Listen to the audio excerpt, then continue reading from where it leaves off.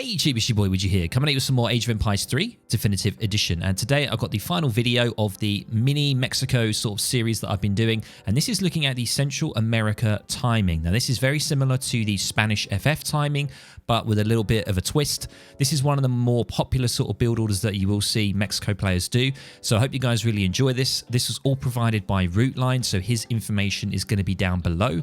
And if you do find it useful, all that good stuff, please feel free to drop a like and let me know down in the comments below if you're going to use this or if you've come across a different build order that you want me to have a look at. I'll be happy to. All right, guys, let's do this. Welcome, guys, to the third caster game of this mini sort of series looking at Mexico, current sort of viable strategies, what's going on. And Rootline has kindly sort of provided me with 3 separate recordings. We're looking at the final one here. And I believe this one is the Central America sort of timing. And this is probably one of the more popular styles of playing Mexico. We have seen the Baja California, the sort of Age 2 all-in rush with the filibusters. We've seen a standard FF, so the classic sort of, you know, one Hacienda, 2 Villager card, 700 coin, then 700 wood, get into Age 3 and do all sorts. And now I believe this one's going to be the Central America. Now, on this map, we don't have a TP. So you're going to see what we do when we don't have a TP available, because when you do have a TP available, always get the TP, always build it. But we're not going to see that here. So what we're going to be seeing is a market opening instead, and we're going to be seeing hunting dogs coming in. So that's what we're seeing instead. And we're going to see how this game goes. But usually you would build a TP if you can't. But if you can't do it, do a market in a house instead. And we do see Rootline playing against, I believe it's the same Chinese opponent as before. So we're going to see how this goes. And if I am correct, this is the Central America Revolt. And this all sort of revolves around the revolutionary unit, which costs 100 food, I believe. And it's a heavy infantry unit. And you get 7 settlers when you use this Central America Revolt, but you cannot train any more after that. So it's a more sort of safe option compared to the Baja California. You have more eco. And we can see here that the 1 Hacienda wagon and 2 settlers is in. And this is the FF deck, but I'm hoping this is going to be the Central America Revolt. I'm hoping, because these replays weren't named. They weren't actually labeled, so it's going to be kind of awkward if it isn't, but let's see. Fingers crossed it's going to be what I hope it is. Do you see a little bit of aggro here from Antonio? Does have an Idleville. But what do we see here from our Chinese opponent? Going for the double village, very standard when you don't have a TP available, so that's pretty much standard there, nothing too crazy. And this is common land deck. And yeah, it looks very common, very standard. Pretty much my deck, actually. This is pretty much my deck. Apart from the Boxer Rebellion, I normally go for the T-Export.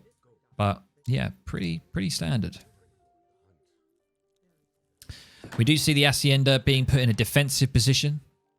So once again, if you're going to be going for more defensive play, or you're going to be maybe susceptible to early Age 2 pressure or rushing, then always put your Hacienda in a nice defensive position, because it's a very big building, 3,500 HP, and it can really delay your opponent. So we see the Durango age up coming in now. Would you cast OP? Thank you, Vividly. Appreciate it, man. So we do see the Durango coming in. And we do see the macro occurring. I believe this is going to be to make sure that we are aligned to 350 food, wood, and gold, so that we can go straight into a revolt. And we're going to be seeing that right now. Attention.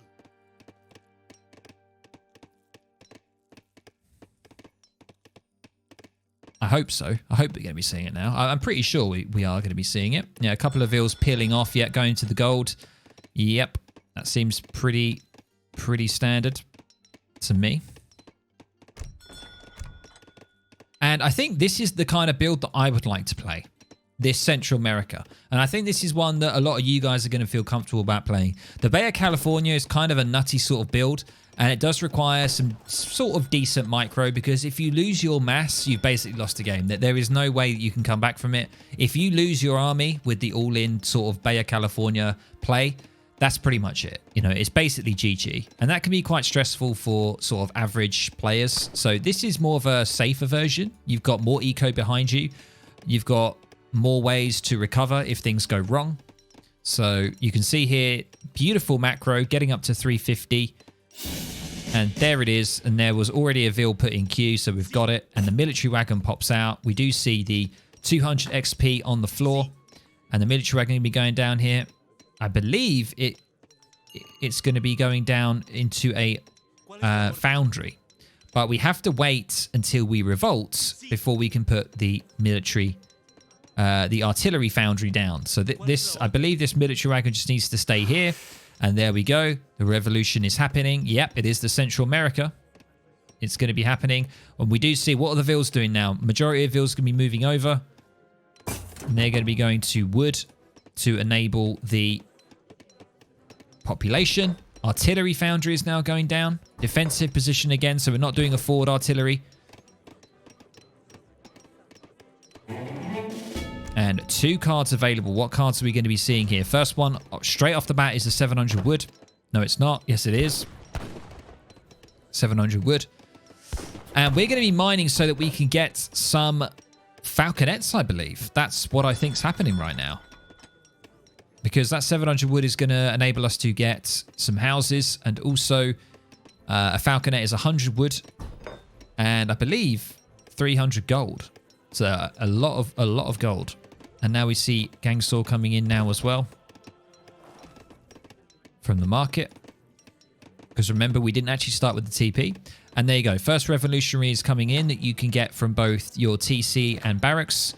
Cathedral, that's the one. Yes, I keep forgetting that. The Padre can build a cathedral for you. So, you know, Rootline, he likes to do this sort of play where he will use the Padre to build a cathedral, which I believe is 200 gold and 200 wood. And we can see here that the next shipment's going to be the Santa Maria's Fire, which is 4 soldados, and you receive a free petard, so that's quite a well-known card to go. And now, just all that wood is being spent on houses. And the artillery foundry, nothing coming out of there just yet. Nothing coming out of there just yet.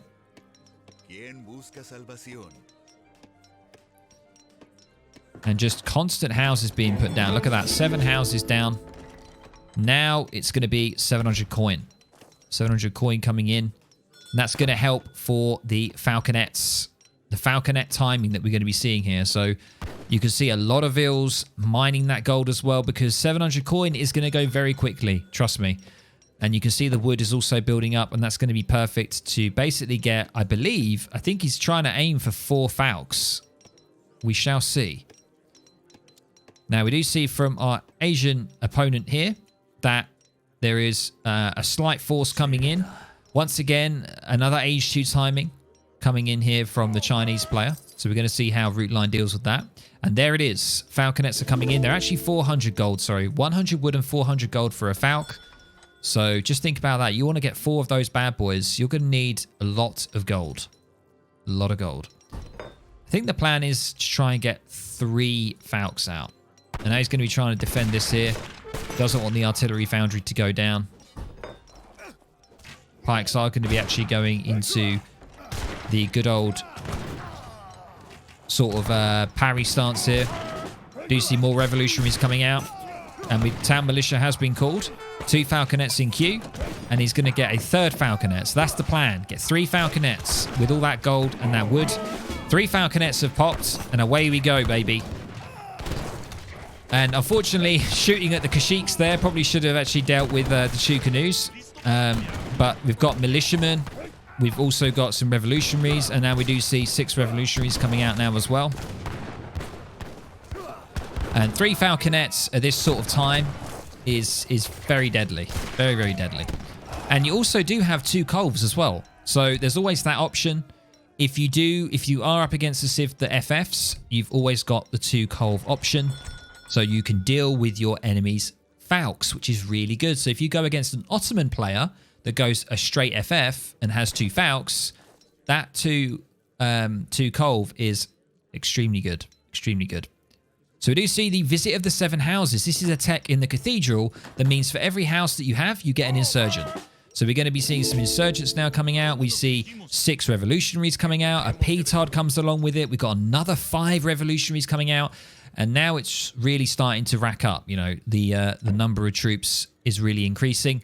And if we had the TP as well, we would have been getting these cards a lot quicker. You know, this is a no TP map. So, you know, he's doing a very good job with that. We do see the 8 Insurgents now out as well that can hopefully stand around the Falcons and protect them.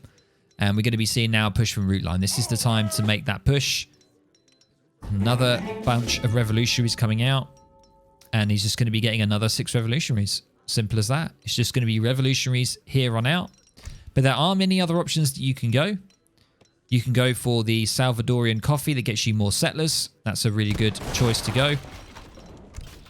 We are going to be seeing this forward village going down. That's going to be annoying for our Asian opponent here because it's going to definitely pop cap him. He does have, once again, a lot of the old Han army that we do see here. Tons of Chukanus. We're going to see how Root Line deals with this. Waiting for those Falcons to get ready. We do see a couple of Step Riders trying to come around from the back here. See how Root Line deals with that. He does not see them right now. Always make sure that your Falcons are protected. So use these Insurgents here to try and protect your Falcons. That's what I would do.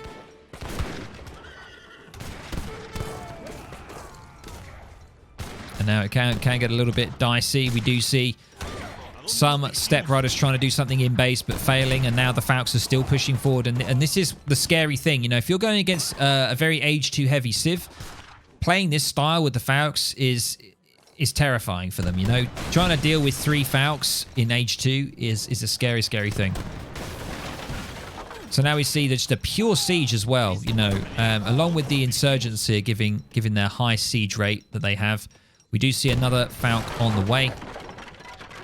And I think he's just going to try and see if he can get a second Falcon here, I think. You can see he's trying to mine enough to be able to do it. I'm not too sure if he's going to be able to. We do see, remember, every shipment, guys, you get a Petard. Get a Petard for every shipment. We see 2 Petards available. 1,200 siege. So they could definitely take down like a whole village. And these Falcons are going to just be standing here, doing a great job dealing with the houses. And, you know, the Asian player here has got to do something because he's losing his villages. There are a lot of wood. He's going to be pop capping. And look at that. Absolutely beautiful volley there from the Falconettes. Just taking down like 7 or 8 Chukanus. Absolutely beautiful. And basically the macro here is like you're basically macroing for Falcons. If you want to get more Falcons, just put all your vills and macro them accordingly. And we can see even more Revolutionaries are coming out. And there the Petards. 2 Petards came in there, doing huge damage. And we've got 4 Falcons now pushing out here. Step Riders are going to try and do a sort of counter raid. Just bear that in mind. If you are pushing and your enemy has cav, just keep an eye on your base. And just look at that sheer destruction. That they just can't do anything. They can't get involved. Couple of vills moving out here. I'm not too sure why that was. I think maybe... I'm not too sure why 2 vills went out there. That was kind of strange. Maybe that was a mistake. Another 6 coming out again. So you can just keep defaulting to the 6 guys. Keep getting the 6 Revolutionaries if you want to. So basically taking the whole TC down now. War Academy is going to be going down. And we can see there's another Falcon here. That we've got a total of 4 in total. One at the base with a few Revolutionaries. And we do see now some Step Riders trying to see what they can do. Trying to go for like a pincer maneuver here on the Falcons. Just make sure you've always got your troops on the Falcons because they are a little bit out of position here. Luckily, the Revolutionaries are all on top of it. And they're doing a good job here at keeping them safe. Rattan shields are coming out. This is actually quite scary. So Falcons probably going to want to deal with them. And most of them are getting blown away. So that's quite lucky. Never underestimate China with their shipments. I mean, look how much food and gold our Asian opponent has backed up here, but doesn't have really the military buildings to deal with it. We do see the German Expeditionary Company, the DOPS coming out, but I don't think it's going to be enough, I'm afraid. And there is the G again, and Route Line takes it again with a really nice Central America sort of timing there. And that is going to end the little mini-series of... Thank you very much, Crispy. That is going to sort of leave the final game of the mini-series of Mexico here. And we've looked at 3 different strategies, very current strategies, I think, which can be good. The first one was the Bay of California, which was the all-in H2 rush. The second was the straight naked FF, so a standard naked FF. And the final third one was this one right here, the Central America sort of timing attack, where you go for the artillery foundry, you get 3 Falcons, and there it is. There it is, you know. Which one do I like the most? I prefer the middle one, the second one that we did, the naked FF. I think that's a really interesting build for Mexico, going the standard age 3, focusing on soldados, and also your Dragoon units that you can get out as well. I think that's more safe. I think there's a lot of room for error in the other 2, and you've really got to just practice and make sure that you actually get this stuff out quick enough, because you can really be punished with both of those strategies. But if you practice and practice and you get quicker and quicker, it could just be very beneficial for you and really fun.